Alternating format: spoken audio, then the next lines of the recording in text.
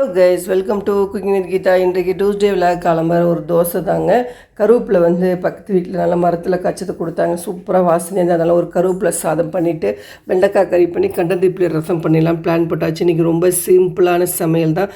ஏன்னா இது ஹெவியான நல்லா சாப்பாடு சாப்பிட்டாச்சு.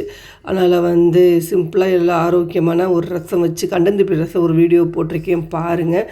வந்து அவங்க வந்து இப்போ காயத்ரி பண்ணிகிட்ருக்காங்க. நான் வீடியோ எடுக்கிறேன்னு சொல்லிட்டு மூடிட்டாங்க. வந்து எடுக்கக்கூடாது அப்படின்னு சொல்லிட்டு புக்கை வச்சு மூடிட்டே படிச்சுட்ருக்காங்க. அடுத்தது வந்து காலம்பர சுவாமியெல்லாம் கும்பிட்டாச்சு. செவ்வாய்க்கிழமைங்கிறதுனால நரசிம்மருக்கு பானகம் எப்போதும் நைவேத்தியம் பண்ணுவேன். கல்கண்டு வந்து மித்த சுவாமிக்கு பண்ணியாச்சு. அடுத்தது வந்து சாமியெலாம் கும்பிட்டதுக்கப்புறம் தோசையும் சாப்பிட போகிறேன். இன்றைக்கி சீக்கிரமே சாமி கும்பிட்டாச்சுங்க. அதனால் வந்து காலம்பர டிஃபன் எப்போதுமே 10 ஆகிடும். இன்றைக்கி சீக்கிரமே முடிச்சிட்டேன். பூஜையெல்லாம் முடித்தாச்சு. பாருங்கள், மெனு வந்து என்ன பண்ணிட்டேன், ரசமானது கொதிக்குது. கருவேப்பிலை சாதம் பண்ணிட்டேன்.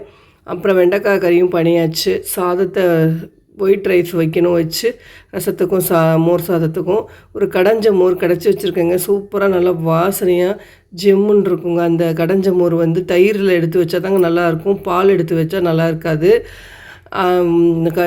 இந்த மோர் வந்து வெறுனையே நம்ம இந்த வெய்ய காலத்துக்கு நல்லா குடிக்கலாம். பெருங்காயம் போட்டு உப்பு போட்டு குடிச்சோன்னா 2 டம்ளர் குடித்தா போகிறோம், வயிறு ரொம்பிடும்.